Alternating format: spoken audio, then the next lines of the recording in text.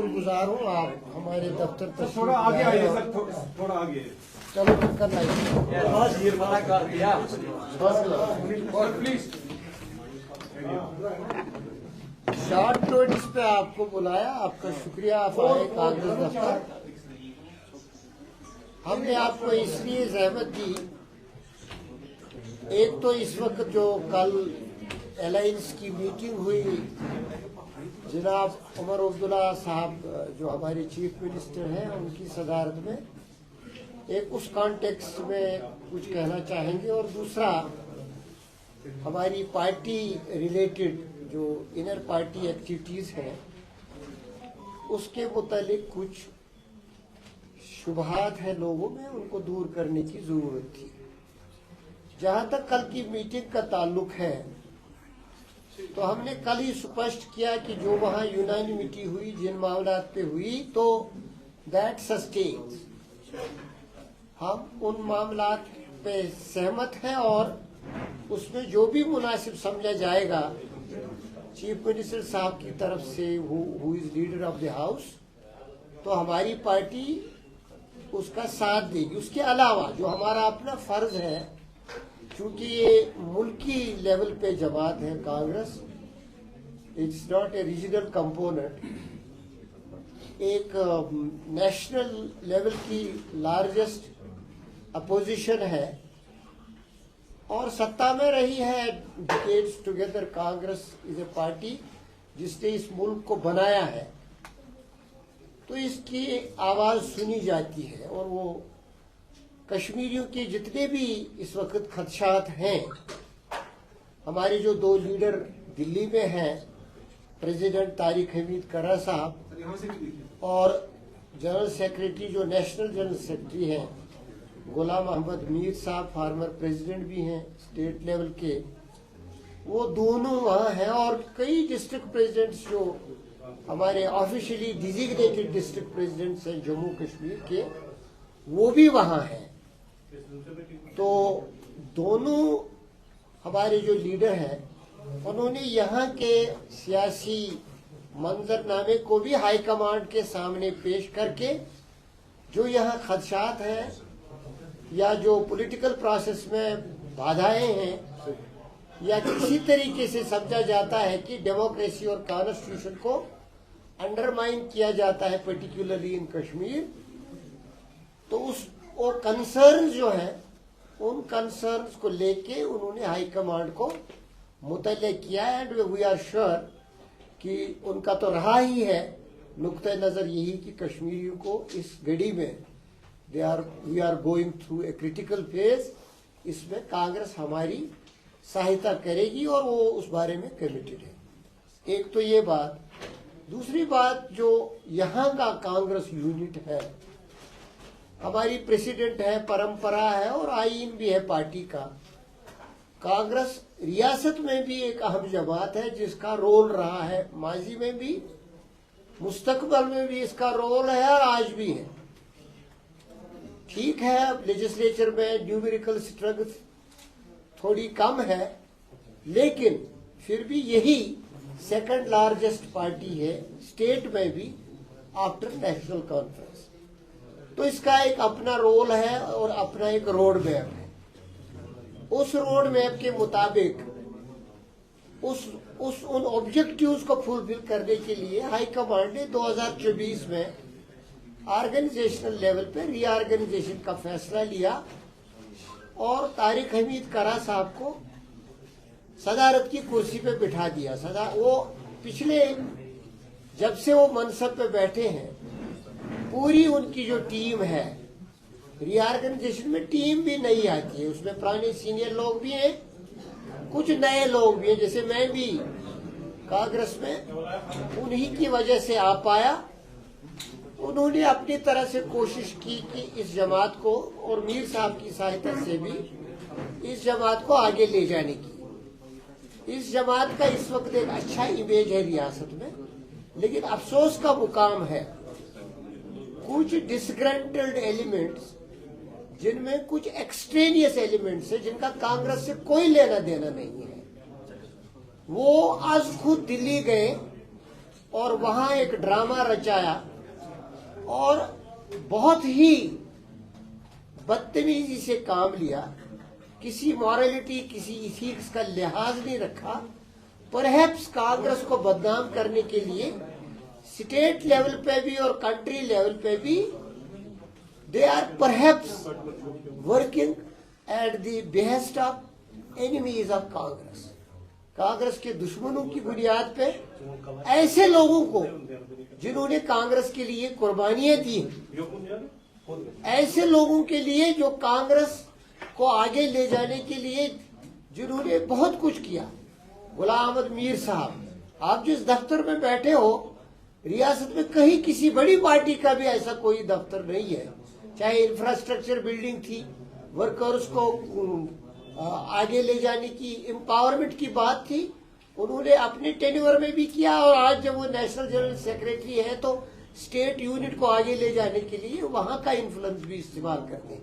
तारिक हमीद करा साहब ने तो पार्लियामेंट में ही छोड़ दी उस वक्त, सेक्युलरिज्म को आगे ले जाने के लिए, रीजनलिज्म खत्म करने के लिए, हेट पॉलिटिक्स को खत्म करने के लिए। वो बड़े they are leaders of stature. और उनको आप पता नहीं किस एनिमी क्वार्टर से शह मिलती है एक्सट्रीमिस्ट एलिमेंट्स को, सेबेटियर्स को, जो लोगों में गलत परसेप्शन पैदा करते हैं और नेशनल लेवल पे मीडिया को इस्तेमाल करके मिसलीड करते हैं। हम स्पष्ट करना चाहते हैं नेशनल लेवल पे भी और यहाँ पे भी कि एक डिसिप्लिनरी कमेटी होती है हर पार्टी में। J&K लेवल पे भी डिसिप्लिनरी कमेटी है। ऑलरेडी पहले ही डिसिप्लिनरी कमेटी ने उनके खिलाफ रिपोर्ट दी है कि ये पार्टी को बदनाम कर रहे हैं और नज़्म ज़ब्त का उल्लंघन कर रहे हैं। दूसरी बात ये कि कल जो हाईकमांड ने मीटिंग बुलाई थी डिजिग्नेटेड, ऑफिशियली डिजिग्नेटेड ये डिस्ट्रिक्ट प्रेसिडेंट्स की, और जिसमें सीनियर लीडर भी वहां है मौजूद, उसमें वो मदऊ नहीं थे। उन्होंने ये इंप्रेशन कन्वे करने की कोशिश की कि हम इनवाइटेड हैं, क्योंकि पार्टी का अपना एक तरीका है। Those who don't belong to party anymore are committing indiscipline. Anybody who is a member or has been an office bearer is committing indiscipline, going to streets, maligning the image of the Congress, causing distress at national level. उनको बुलाया नहीं गया था, उनको बुलाया नहीं गया था। They were not invited. और कल की मीटिंग जब हुई हाईकमांड के साथ, दे वर डिसअलाउड, उनको कोई एंट्री नहीं मिली, जिससे प्रोवोक होके उन्होंने बहुत ज्यादा मेलाइनिंग की पे उतर आए, बहुत ज्यादा गंदी बातें की। They should be held for moral turpitude, ऐसा है। तो यहाँ का जो कांग्रेस यूनिट है, हम जैसे लोग, हमको भी कंसर्न है। High command is seized with the issue, they will look into it. Media से सिर्फ यही गुजारिश है कि कांग्रेस को बदनाम के लिए उनकी तरफ से चलाई जाने वाली मुहिम लोगों को मिसलीड करने के लिए है। यहाँ कांग्रेस को बदनाम करने के लिए इसको शाह देने की जरूरत है। सर, दूसरा जो पार्ट आपका प्रेस कॉन्फ्रेंस है वो आप बाद में बताइएगा, लेकिन do you think that some senior leaders are backing that protest and Congress should have to take steps and expel these leaders? देखिए, मैंने कहा ना, डिसिप्लिनरी कमेटी बनी है अगेंस्ट ऑल जो भी एंटी पार्टी एक्टिविटीज कर रहे हैं, तो उनके खिलाफ रिपोर्ट गई है। High command is seized with, they will take a call. Nizamuddin साहब, जिस तरह से आपने आगाज में कल की मीटिंग के बारे में कहा, जो उमर साहब ने मीटिंग की, तो उसके बाद जो लेफ्टिनेंट गवर्नर का रिएक्शन आया है कि उन्होंने जो भी फैसला लिया है वो J&K रीऑर्गेनाइजेशन एक्ट और अपनी ज्यूरिसडिक्शन या अपने डोमेन के तनाजुर में दिया है। So, किस तरह से आप उनके reaction? That's for the Honorable Chief Minister to react, because he is leader of the house, he is leader of the party in power. उनके लिए वो he will definitely take a call on that. उनके लिए proper है comment करना, और हम तो सिर्फ यही मशवरा देंगे कि any development which is related to causing some kind of a fissure here or there, उसमें अलायंस बार बार मिले एक कोऑर्डिनेटेड एफर्ट के तौर, और what ever is constitutional, legal and ethical in politics उसको फॉलो करें। 3 रोजा दौरा है होम मिनिस्टर साहब का जम्मू कश्मीर का, तो आप एक्सपेक्टेशंस क्या रखते हैं उनके दौरे से? होम मिनिस्टर साहब मेनली जो हमने देखा उनके 2 एजेंडाज हैं. 1 to take a review of security situation because of the incidents that took place in Jammu and overall situation as home minister he has to. दूसरा जो उनका ऑब्जेक्टिव है जो प्रेस में आया, I don't know, he should be knowing it better, कि he will address the party MLAs also, BJP MLAs. That's a party affair, this is a government initiative. तो उसमें वो जाने, अलबत्ता हम उनसे यही गुजारिश करेंगे कि एक popular government is in place. इस वक्त वो एक सरकार है जिसको एक मैसिव मैंडेट मिला है, और ये जमहूरियत और मुल्क के लिए भी फख्र की बात है, क्योंकि इंस्टीट्यूशन से ही हिंदुस्तान जाना जाता है, जिंदा है, और सिस्टम जो चलता है वो इंस्टीट्यूशंस के आधार पर ही चलता है. हम उनसे गुजारिश करेंगे होम मिनिस्टर साहब से कि कोई भी काम जो हो स्टेट गवर्नमेंट को बाईपास करके ना किया जाए, चाहे मशावरत ही, जहां उनका अपना कानून है वो कर लेंगे, वो जो उनको अपने इख्तियारात हैं उसमें उनको मशवरे की जरूरत नहीं है. लेकिन जो स्टेट में कोई इनिशिएटिव हो, कोई एक्शन हो, कोई रिव्यू हो, कोई इंफॉर्मेशन इनपुट हो, state government has to be on board. That is a constitutional command also, constitutional prerogative too, and also an ethical and moral and politically reasonable and obligatory. Nizam साहब, क्योंकि आपने खुद भी कहा कि आप सेकेंड लार्जेस्ट पॉलिटिकल पार्टी है country की, इसमें कोई शक नहीं है, लेकिन मैं आपसे ये जानना चाहूंगा कि सेंट्रल लेवल पे क्या कांग्रेस वक्फ अमेंडमेंट बिल को लेकर क्या अपने लेवल पे जुडिशियल लेवल पे कोई अप्रोच करने वाली है डिस्पाइट ऑफ पॉलिटिकल पर्सपेक्टिव्स? नहीं, मतलब जो आपका सवाल है कि ये यूनिट से मुतल्लिक नहीं है. जो भी हम कोई एक्शन करेंगे विच हैज नेशनल रिपरकशंस, वक्फ का it's not related to Jammu and Kashmir only. It is a national repercussion. It's a law now which will govern the whole country.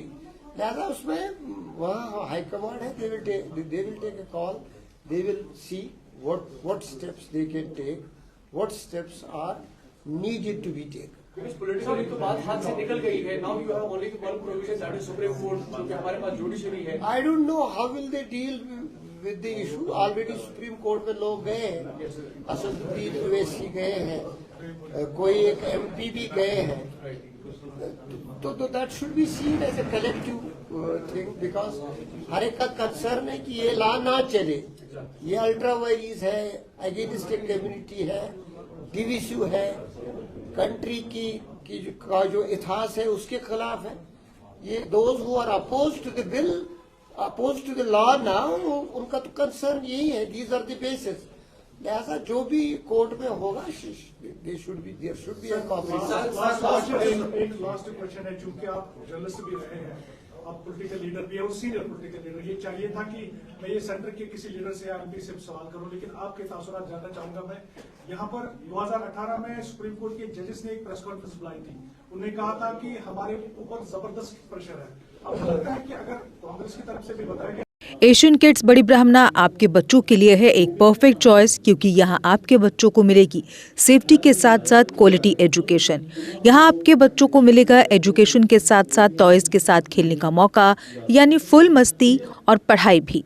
साथ ही आपके बच्चे को दिया जाएगा बड़ी LED स्क्रीन के साथ एक्टिविटीज़ करने का मौका, क्योंकि एशियन किड्स स्कूल में बच्चे नहीं होते हैं बोर. यहाँ आपके बच्चों को करवाई जाएगी इंडोर स्विमिंग पूल में बोटिंग, जबकि एयर कंडीशनर क्लासरूम में बच्चों का मन रहेगा बिल्कुल फ्रेश और तनाव मुक्त.